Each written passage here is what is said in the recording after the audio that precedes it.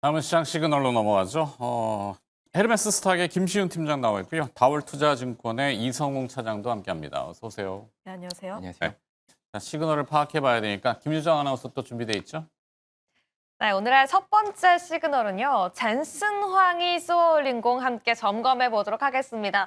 먼저 그 흐름은요. 전력기기 관련 기업과 그 섹터에 영향을 끼치고 있는데요. 이 주말 사이 그 모든 기업들이 줄을 서도 받기 어려웠던 블랙웰 GPU를요. 한국의 정부와 4개 주요 기업에 무려 26만 장을 공급해 주겠다라는 발언을 했죠. 거기에 따라 관련 기업들이 함께 지금 급등하는 모습 보여주고 있는데요. 여기서 중요한 건 다시 한번 전력 문제가 대두되었습니다. 이 GPU 블랙웰 한 개를 돌리는데 전력이 약 1.4kW로 추정이 되는데요. 거기에 필요한 냉각 시설과 부대 전력까지 함께 추산했을 때 26만 장을 돌리기 위해서는 원전 한 기 용량이 필요하다라는 판단이 나왔고요. 이건 한국의 연간 전력 소비의 1% 넘는 규모다라는 소식이 들려왔는데요. 이렇게 AI 또 데이터 센터의 서비스를 뒷받침하기 위한 전력 수요가 필요하다라는 소식이 다시 한번 부각되자 오늘 LS 일렉트릭 다시 한번 그 52주 신고가를 뛰어넘는 모습 나타나고 있습니다. 이렇게 기대감만 이어지고 있는 게 아닌데요. 관세 비용에도 불구하고 전력기기 주요 기업들의 고실적이 이어지고 있습니다. 일진전기 역시 미국, 중동, 유럽 내수의 수주 소식을 잇따라 전달하고 있고요. 오늘 아침 효성중공업도 깜짝 고실적의 신고가를 보이기도 했는데요. 나날이그 중요성이 강조되고 있는 전력기기 함께 체크해 보도록 하겠고요. 그 다음 종목도 함께 알아보도록 하겠습니다. SK하이닉스 정말 강합니다. 오늘 아침 역시 6.8% 넘게 급등하고 있는데요. 이제 목표가가 무려 100만 원입니다. 돌파 가능할까요?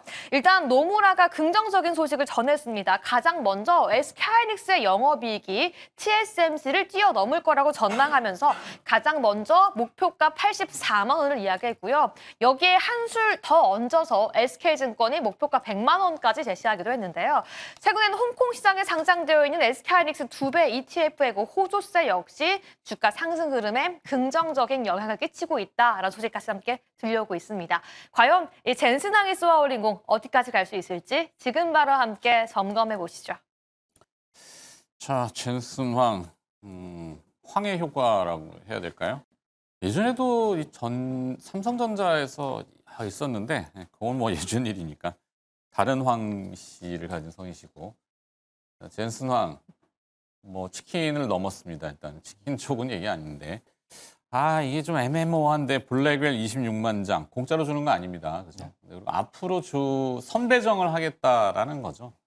그리고 그걸 어떻게 활용하는지는 기업마다 지금 현대차가 일단 5만 장, 그리고 또 네이버가 현재 6만 장으로 파악이 되나요? 뭐 그 정도. 그리고 나머지 기업들도 어떻게 나가겠죠. 연구기관들도 나갈 거고. 그걸 이제 활용해서 뭘 써야 되는데 그걸 활용하려면 일단 전력이 들어가니까 전력은 당연히 바늘과 실처럼 지금 붙는 것 같습니다. 오늘은 LS 일렉트릭입니까? 뭘 어떻게 풀어야 될까요? 일단은 LS 일렉, 효성중공업, HD 현대일렉 이 기업들의 좀 주가가 좀 계속 고공행진을 오늘 좀 급등하는 모습 보여주고 있는 상황인데 지난주에 ETF 수익률을 본다고 하더라도 이 3, 4위가 다 이제 전력기기 관련 좀 ETF였거든요. 그래서 ETF이기 때문에 이 대형 3사를 비중이 굉장히 크고 또 ETF에 대한 효과까지도 지금 나타나는 상황이라고 좀 말씀드릴 수 있겠고 그만큼 이제 뭐 전력기기 쪽에 대한 뭐 실적이나 또 이제 전망 그거는 몇 년 전부터 이제 AI 쪽에 나왔을 때부터의 이 전력기기 쪽에서의 긍정적인 전망 또 전력 필요성 데이터 센터는 이제 필수적으로 가는 과정이 확인이 되는 그런 부분이기 때문에 몇 년 전에 이 전력기기에 대한 비유는 그대로 지금 맞아떨어지고 있는 상황이거든요. 그렇기 때문에 이 전력기기주들의 실적도 지금은 그 부분을 화답을 하고 있는 상황이기 때문에 여러 면에서 본다고 하면은 전력기기주들의 뭐 안 좋은 점을 찾기가 굉장히 좀 힘들다. 라고 좀 판단이 좀 되고 있고요. 그리고 그 안에서 이제 LS 일렉 같은 경우가 어떻게 보면 효성중공업이나 어떤 HD 현대일렉 대비해서는 실적이나 이런 부분에 있어서는 약간 좀 3순위에 대한 느낌은 좀 강하긴 하지만 지금 오히려 이번에 3분기 실적 발표 예상치보다 한 10% 정도 낮아졌던 상황이지만 오히려 주가가 더 급등하는 모습을 보여주었거든요. 이건 LS 일렉만의 좀 장점일 수가 있는데 다른 이제 효성중공업과 HD 현대 일렉 대비해서는 제가 봤을 때도 어떤 포트에 대한 분산화보다도 이 변압기 또 최근에는 지난달에 그 UL 인증을 받았죠. 뭐 이 변압기 쪽에서의 안전 인증을 좀 받았는데, 그러니까 일반적인 변압기 같은 경우에는 이 어떤 이벤트, 그러니까 전력이나 이런 부분에 있어서 신호가 왔을 때 작동을 하지만 이번에 LS 일렉 같은 경우가 이 스마트 변압기에 대한 부분은 아시아 최초로 좀 인정을 받았습니다. 그것도 북미 지역에서 인정을 받았던 상황에서 네. 이 스마트 일렉 같은 스마트 이 변압기 같은 경우는 통신이나 여러 블루투스를 결합한 자동적인 이 감지를 하는 변압기라고 좀 볼 수 있겠는데 그런 부분은 이제 북미 쪽에서 인정을 받고 북미 쪽에서의 집중도에 대한 부분을 인정을 좀 받았던 상황에서 좀 LS 일렉 같은 경우가 다른 물론 이제 다른 그 효성 또 현대 일렉의 주가도 좋긴 하지만 약간 좀 북미 쪽에 좀 특화되어 있는 느낌은 좀 강하다라고 좀 판단이 좀 되고 있거든요. 그렇기 때문에 저는 이제 뭐 전력기기, 그러니까 변압기 쪽으로만 집중을 하면은 저는 LS 일렉 또 이제 북미 쪽으로만 또 포커스 맞춰준다고 한다면 LS 일렉을 저는 매수 관점으로 한번 접근해도 괜찮지 않을까라고 좀 판단이 되고 있고 지금 현재는 뭐 오픈되는 건 아니지만은 계속 얘기가 들리고 있어요. 이제 미국의 빅테크 기업들한테의 수주에 대한 얘기가 있을 것이다라는 그런 얘기가 뭐 좀 나와주고 있는 상황인데 뭐 그런 부분에 현실화 된다고 한다면은 이 LS 일렉에 대한 주가에 대한 고공행진은 저는 계속 되지 않을까라고 좀 판단됩니다. 그렇죠. 이 전력 설비, 전력 기기의 그 위쪽 화두를 끌고 가는 견인은 AI와 데이터 센터잖아요. 네네. 그죠? 뭐 짓겠죠, 많이. 많이 지으려고 하고 있고 뭐 부지도 뭐 선정 얘기들이 나오고 있고 뭐 국내에는 아직 어느 쪽인지 뭐 명확치는 않지만 어쨌거나 앞서 우리 다뤘지만 이 전력 기기가 필요한 건 AI 데이터 센터에서 한 30에서 50% 많게는 절반가량을 냉각시키는 데 쓰기 때문에 또 유지하는데도 뭐 저기 하고 이게 좀 복잡해지는데 오늘 복잡한 것까지 막 들고 들어가고 또 뭐 하는 거 아니면 트럼프 대통령이 블랙웨어를 다른 날에 안 준대요.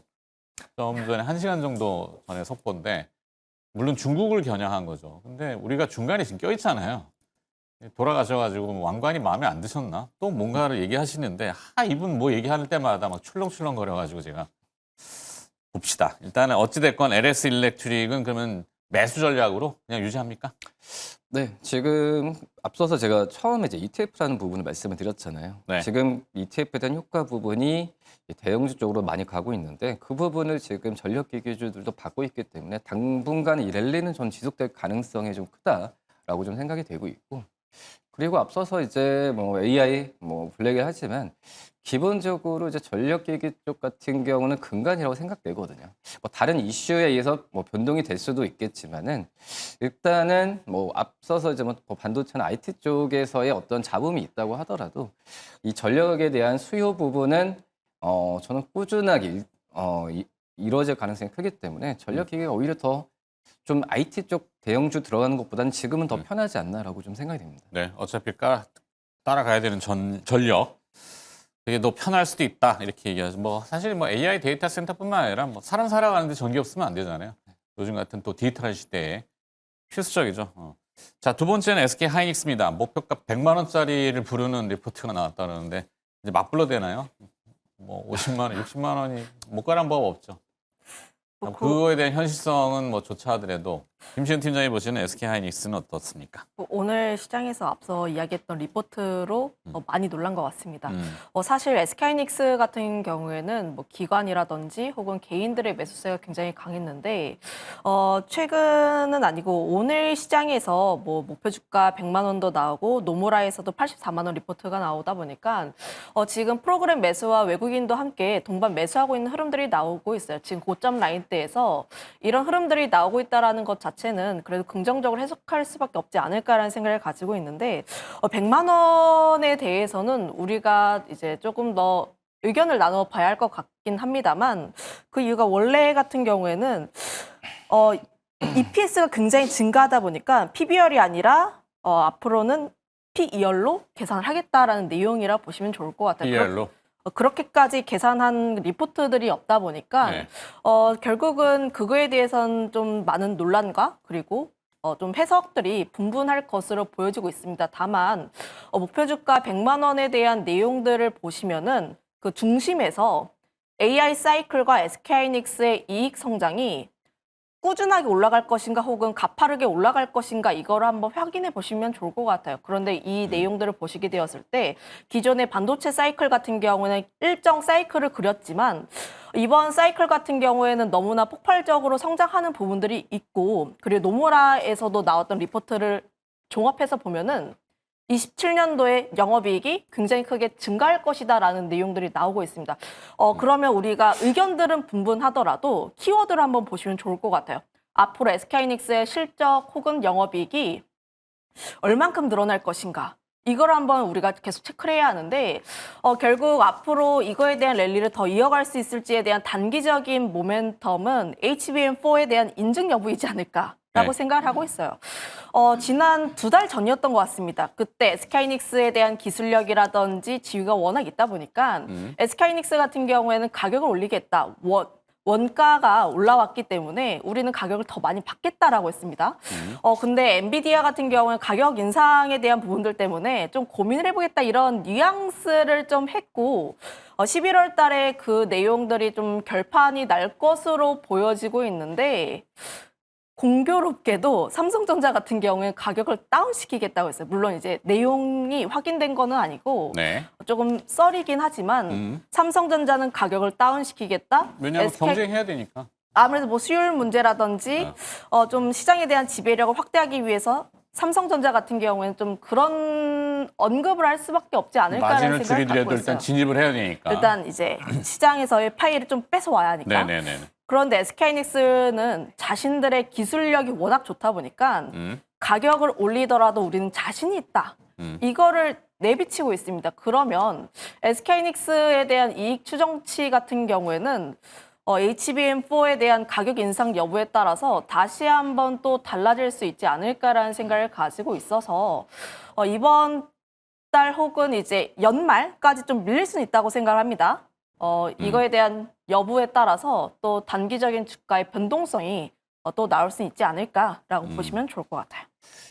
100만 원짜리의 근거는 물론 이제 산식을 하죠. 계량 돌리고 막 이 모델을 추정하는데 그러니까 단순 EPS 뭐 PER 봤을 때 마이크론 테크놀로지의 현재 PER이 한 29배, 30배 언저리니까 하이닉스는 사실 그보다 더 많이 팔고 이익이 좋은데 왜 여긴 PER이 15배야? 그러니까 비교 대상이 30배를 받으니까 여기 15배가 야 그러면 이거 100만 원 불러도 되겠네. 라고 한동희 연구원이 집 썼나? SK 한동희 이따 전화 한번 해봐야겠네. 무슨 근거인지는 잘 읽어보질 못했어요. 들어오기 전이라서. 네. 하여튼 100만 원짜리 리포트가 국내에 등장을 했고 오늘 주가는 이제 60만 닉스, 60만 원을 터치했다. 이게 또 속보로 나왔는데 일단 갈 때까지는 가보는군요. 전략 어떻게 이 가격에 그러면 어떻게? 뭐 달리는 말에 올라타는 게 맞지 않을까라는 생각을 가지고 있어요. 네, 말이 나자빠지더라도 그렇구나. 이제 결국 SK하이닉스가 고점 라인대이다 보니까 사실 지금 라인대에서 들어가도 되나? 이런 고민들을 많이 하실 것 같은데 저는 그래도 매수에 대한 의견을 드리고 싶고 앞서 이야기했던 것처럼 사이클이 결국은 끝날 것인가 안 끝날 것인가 이것만 한번 생각을 해보시면 좋을 것 같습니다. 네. 저는 아직 장기 사이클에 대한 기대감을 가지고 있고 SK하이닉스가 변동성을 좀 띠는 대형주이긴 하나 분할적인 매수 관점으로 접근하신다면은 저는 지금도 충분히 접근이 가능하지 않을까 이렇게 말씀드려보도록 할게요. 시장에서 번외 얘기인데 지난 주말에 젠슨 황 CEO와 삼성 이재용 회장과 현대 정의선 회장의 이게 삼자회동 치맥 회동. 왜 최태원 회장은 없었지? SK는? 이거는 뭐라고 생각하세요? 이제 로봇에 대한 얘기를 조금 더 하기 위함 플러스로 삼성과의 이제 그런 비즈니스적인 흐름들을 하면서 SK하이닉스와의 이제 좀 거리를 약간 두기 위함도 조금은 있지 않을까라고 개인적인 네. 비셜입니다. 알겠습니다. 맥주는 안 좋아하실 수도 있고 모르죠 뭐. 자, 일단은 SK 하이닉스 뭐 가는 말이라고 생각하고 올라탄다라고 공격적인 전략을 제시한 김시훈 팀장이었고요. 두 번째 시그널로 가겠습니다. 네, 두 번째 시그널 함께 살펴보도록 하겠습니다. 이 젠슨황 효과는요, 전력과 반도체에서 끝나지 않습니다. 또 어디에 영향을 끼치고 있을까요? 일단 네이버, 그 AI 도약이 가능할지 함께 살펴보도록 하겠습니다. 일단 GPU 26만 장 중에서 네이버 클라우드에는 무려 최대 6만 개가 공급될 수 있다는 기대감이 들려오고 있는데요. 특히나 네이버 같은 경우에는 네이버 클라우드가 엔비디아와 함께 피지컬 AI 플랫폼을 공동 개발하기로 MOU를 체결했던 점이 다시 한번 부각받고 있습니다. 이뿐만 아니라 반도체, 조선업, 이 에너지 분야까지 걸쳐서 국가 AI에 대한 기대감까지 키워나가고 있는 게 바로 네이버의 강점인데요. 특히나 6만 장을 배분할 예정인 가운데 어떻게 AI 인프라를 구축할 수 있을지 그 기대감까지 커지고 있습니다. 그동안은 저평가받았던 네이버의 하이퍼클로버 X, 이 한국형 챗 GPT인데요. 이 새로운 도약을 만들어낼 수 있을까요? 네이버 같은 경우에는 11월 5일 날 3분기 실적 발표까지 앞두고 있는데요. 과연 그 실적을 보여주고 새로운 기대감을 만들어주면서 추가 상승이 가능할지 그 전략 함께 세워보셔야겠습니다. 다음 종목도 함께 알아보겠습니다. 로봇 역시 젠슨황 회장의 발언에 계속 들썩이고 있는데요. 이미 한국에 방한을 해서 이 로보틱스라는 키워드를 계속 언급하면서 로봇 관련주의 기대감을 키워나가고 있는데요. 특히나 주말 사이 엔비디아의 공식 유튜브에 한국의 산업혁명 과정에 대한 영상이 올라왔습니다. 무려 한국어 나레이션으로 올라오면서 거기 안에 레인보우 로보틱스 등 로봇에 대한 언급까지 함께 있었는데요. 다시 한번 오늘 로보틱스가 또 상승하고 있습니다. 로보틱스는 왜 상승하고 있을까요? 이런 로봇에 대한 기대감 속에 빅테크도 찾고 있는 로봇 손에 대한 기대감이 커지고 있는데요. 이미 로보틱스 같은 경우에는 9월 달 이 자체 개발 로봇 손을 선보이기도 했고요. 12월 정도에는 공식 출시하겠다라고 밝히기도 했습니다. 테슬라, 엔비디아 등도 관심을 가지고 있고요. 이미 빅테크들의 선 주문까지 이어지고 있다고 하는데요. 이 젠슨황의 효과, 로봇까지 함께 지금 바로 점검해 보시죠. 자, 네이버가 오늘 좀 뜨겁습니다. 6% 정도 지금 오르고 있는데 일각에서는 이번에 젠슨황 CEO의 GPU가 핵심이니까 최대 수혜는 네이버다라고 얘기들 하네요. 오늘 아침에. 맞습니까? 그렇죠. 이 지금 다른 대기업들의 뭐 5만 개보다도 그 1만 개 더 받잖아요. 네. 네, 그만큼 이제 만개 네이버의 더 받으면 최대 수혜군요. 그렇죠. 5만 장보다 6만 장이 제일 많으니까 하다못해 치매 해동도 가지 않았는데. 네네. 네, 근데 뭐. 그만큼 이제 다른 앞서서 좀 얘기했지만은 이제 엔비디아와 그 피지컬 AI 뭐 이런 그 얘기도 좀 나왔었고 그만큼 이제 분위기는 이제 네이버가 좋은 어떻게 보면은 약간 이제 의외의 느낌도 많이 들었던 그런 상황이라서 근데 생각보다는 뭐 주가적인 측면이나 그런 부분이 더 많이 가야 되는데 지금 못 가고 있는 그런 상황이지 않나라고 좀 판단되고 있고요. 일단 5일 날 실적을 발표하거든요. 네이버가 지금 3분기 실적을 5일 날 발표하는데 영업이익 같은 경우가 한 5,600억 정도. 그러니까 작년 대비해서도 한 8%. 그러니까 두 자리 숫자의 증가가 아니라 한 8% 정도의 실적이 좀 예상되는데 제가 봤을 때는 이 실적이 발표되는 뭐 안 좋게 나오더라도 오히려 이 엔비디아 쪽에서의 협업 이슈와 이 GPU에 대한 받는 부분이 오히려 좀 실적을 더 넘기고 주가를 더 가게 하지 않을까라는 생각도 많이 들고 있고요.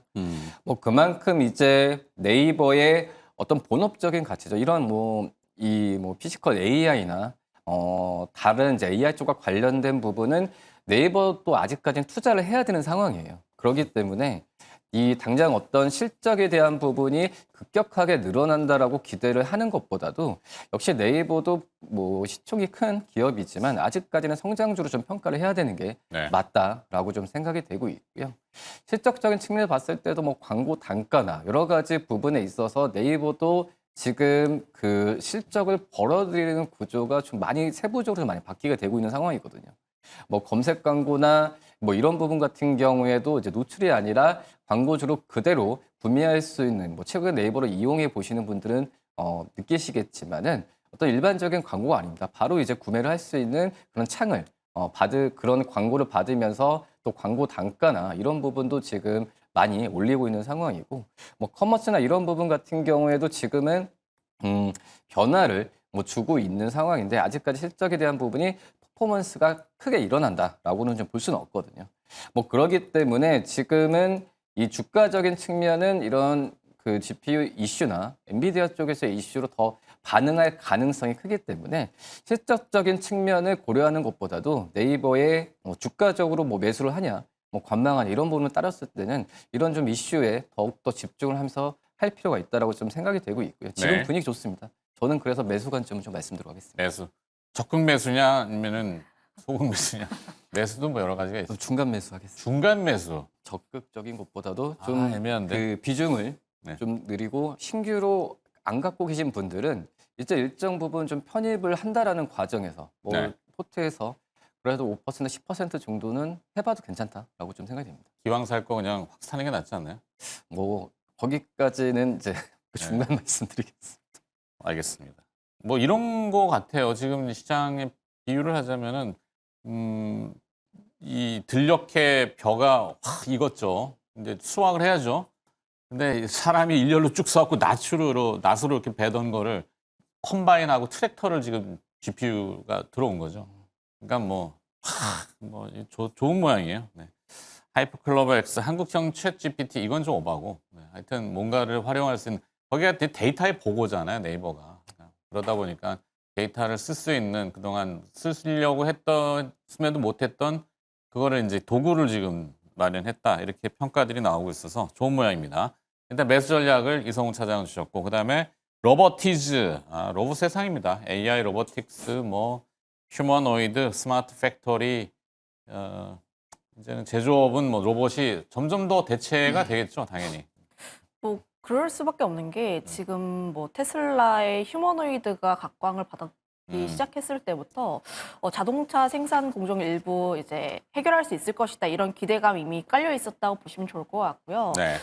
이번 로봇 섹터의 강세 흐름들은 갑자기 일어난 일이 아니라 지난 몇 달 동안 있었다라고 보시면 좋을 것 같아요. 지난 9월부터의 상승세가 굉장히 가파르게 나왔는데 AI 쪽에 대한 랠리 플러스로 오늘 시장에서 뭐 티브 로보틱스라든지 로보티즈 같은 종목군들이 강세 흐름들을 띠고 있는 것은 이번 주에 로봇 이벤트가 굉장히 많습니다.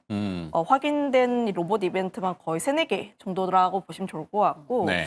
로봇 월드라는 이벤트가 5일에서 8일에 예정이 되어 있는데 거기서 뭐 티브 로보틱스가 뭘 한다 하면서 상한가 갔고 로보티즈 같은 경우에 12월에 이벤트가 예정이 되어 있긴 한데 워낙에 로보티즈 같은 경우가 지난 9월 상승 이전에 먼저 상승했던 로봇의 대표 강자였다라 보시면 좋을 것 같아요. 로봇 쪽에 힘을 받기 시작하면은 로보티즈 역시 함께 상승 랠리가 나온다라고 보시면 좋을 것 같고 또 이번 주 이벤트가 뭐 디지털 퓨처쇼라든지 네. 6일 같은 경우에는 네이버가 휴머노이드 로봇을 공개한다.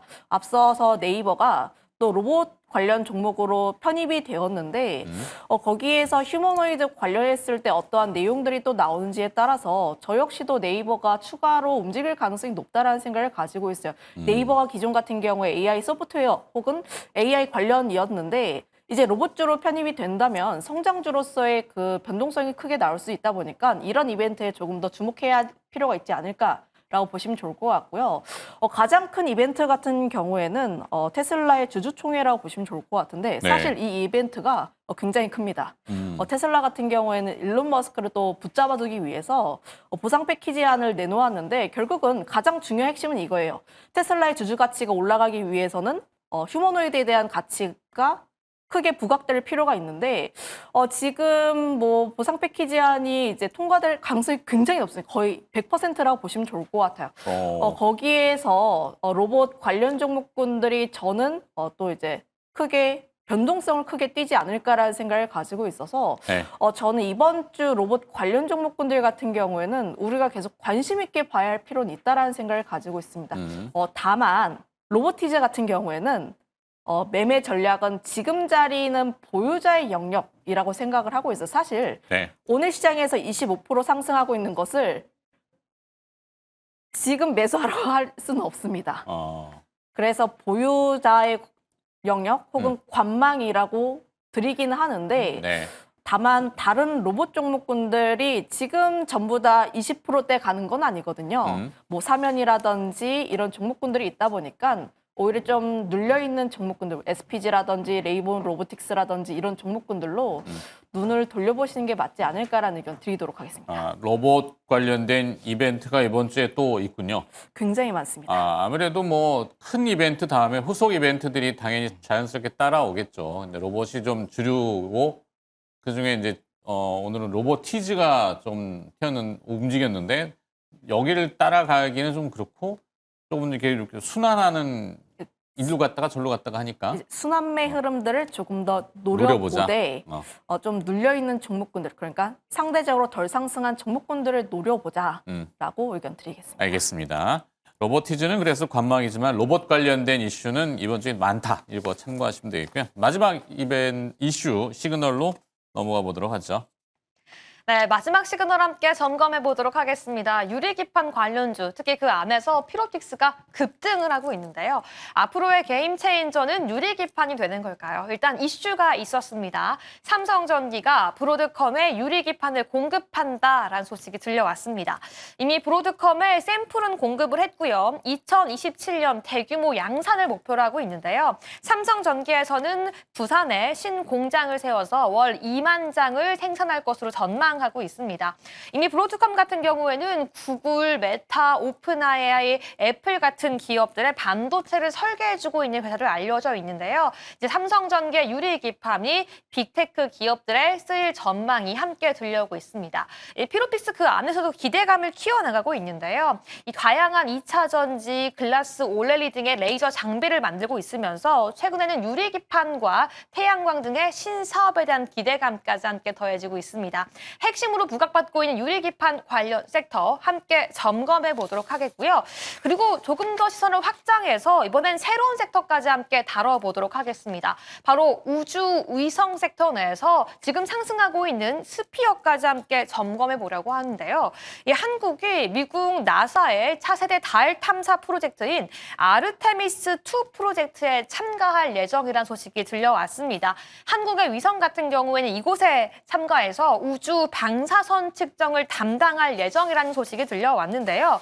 특히나 스피어 같은 경우에는 이미 항공우주용 특수함과 함께 로켓 엔진용 소재를 공급하는 업체로 알려져 있습니다. 이미 우주 항공 분야에서는 이 글로벌 핵심 벤더로 도약하고 있는 회사인데요. 이 새로운 섹터 함께 다시 한번 다뤄보면서 항공우주 분야에서 한국과 미국 사이의 협력까지 함께 기대해 보도록 하시죠.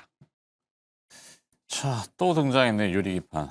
여기는 논란이 많은데 앞으로 뭐 기술이 발달하고 가는 지향점이라는 거는 공개하겠는데 이게 유리라는 게 참 다루기가 참 애매한 소재거든요. 어렵기도 하고. 근데도 이제 시장은 항상 유리기판으로 간다 이렇게 얘기를 합니다. 게임 체인저라는 닉네임을 달고 있는데 이성훈 차장이 보시기엔 어떤 것 같아요? 일단은 가야 되는 건 맞다라고 생각이 되고 있고요. 어차피 이제 이 반도체 쪽에서의 세분화도 업그레이드 됐을 때는 이제 유리기판으로 가야 되는 게 맞는데 실질적으로 이 비용적인 측면이나 그리고 이제 그 여러 뭐 시간적인 측면으로 본다고 한다면 지금 이제 급격하게 이제 그 늘릴 수가 있는 캐파는 좀 한정적이라고 좀 생각이 되고 있고요.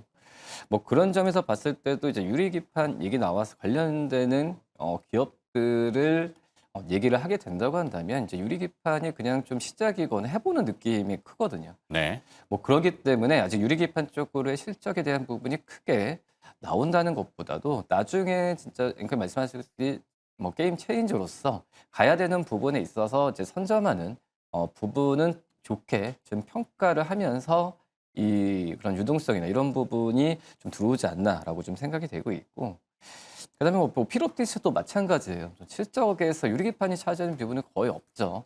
지금 현재 이제 OLED 쪽에서 디스플레이랑 또 2차 전지 쪽에서의 실적이 대부분이죠. 거의 뭐 80% 후반까지 차지하고 있는데 뭐 하지만은 이 유리기판 쪽에서의 레이저 장비 이제 미세 공정 구멍을 뚫는 이 장비를 하는 게 전 세계적으로 본다고 하더라도 필로프틱스밖에 없기 때문에 그런 기술력이나 또 앞서서 저 유리기판 얘기했을 때 선점하는 효과가 굉장히 크다라고 볼 수 있는데 필로프틱스가 그런 부분을 지금 시장에서 각광을 많이 받고 있다라고 좀 생각이 되고 있고 지금 현재 필로프틱스 같은 경우에도 주가는 오늘 좀 급등을 하는데 아직까지 매출액도 그렇고 이 실적은 좀 적자를 지금 계속 유지를 하고 있는 그런 상황이거든요. 네. 뭐 그러기 때문에 이 뭐 유리기판 또 반도체 뭐 이런 관련주로 좀 분류되면서 실적이 나와서 뭐 간다라는 느낌은 지금 많이 받지는 않고 있습니다. 그렇기 때문에 아직까지 유리기판은 테마라는 생각이 좀 많이 들어서 저는 오늘 급등했을 때 뭐 쫓아가서 매수하는 것보다 좀 지켜보는 게 맞지 않나 판단됩니다. 지켜보자 정도니까 아니면 좀 줄일까요? 있다면 차익해보는 건 어때요? 아니요, 보유자 영역에서는 계속 가져가야죠. 가봐요. 예, 많이 뭐 고공행진, 뭐 테마적으로 갑자기 급등하는 건 아니기 때문에 네. 물론 이 말씀드렸던 이 성장주로서의 개념은 가깝거든요. 그렇기 때문에 저는 보유자 영역에서 보유 관점만 좀 말씀드리도록 하겠습니다. 유리기판 이게 그런 거죠. 또 비유하자면은 가스레인지를 주방에 거의 대부분 많이 쓰다가 인덕션으로 좀 많이 올라왔잖아요. 인덕션 표면이 유리거든요. 전 세계적으로 그 유리를 만드는 회사가 거의 3개에서 합니다. 예. 미국의 코닝, 그다음에 이제 독일의 쇼츠, 일본의 아사히 글라스. 걔네들인다. 그들이 또 유리기판, 반도체 유리기판 원판을 공급해요. 그죠? 네. 그러면 그거 이제 가공해가지고 또 그 안에다가 강제로 이온 주입하고 뭐 무슨 산 같은 거 주입해가지고 뭐 제가 많이 쓰는 편이지만 실룩산 같은 거. 그래서 이제 유리 구부리기도 하고 그게 이제 폴더블 폰에도 쓰이고. 근데 이제 필로프틱스는 아마 그 TSV라고 구멍 뚫는 장비인 것 같은데 절단하고 잘하겠죠. 화이팅. 네. 전망. 네. 네. 어디 가다 일로 갔지 또. 마지막 기업. 네, 스피어이고요. 스피어.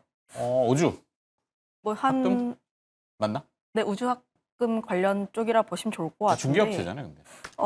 지난 8월 초에 저희가 이 방송에서 다뤘던 적이 있는 맞아요. 종목이었습니다. 한번 급등해가지고. 스페이스 X 쪽에 장기 공급 계약 진행하게 되면서 민간 기업과 이제 이런 장기로 진행하고 있는 것은 좀 굉장히 희소하다라고 보시면 좋을 것 같고 그거로 인해서 스피어라는 종목이 테슬라 혹은 이제 우주항공 관련 종목군으로 엮였는데 사실 지금 그렇게까지 인기 있는 섹터는 아니라고 보시면 좋을 것 같아요. 지금 핫하게 움직이고 있는 쪽이 AI와 연관되어 있는 쪽들, 뭐 반도체라든지 전력기기라든지 로봇이라든지 뭐 최근에는 AI 소프트웨어 좀 움직이고 있고 이런 쪽이 대부분이다 보니까 지금 스피어 혹은 이제 테슬라 관련 종목군들이 움직이고 있기는 한데 네. 이런 종목군들은 조금 더 확인해야 할 필요가 있지 않을까. 오늘 시장에서 올라간 거는 스페이스 X와 이제 국방부와 20억 달러 규모의 계약을 체결할 예정이다. 이런 내용들이 돌면서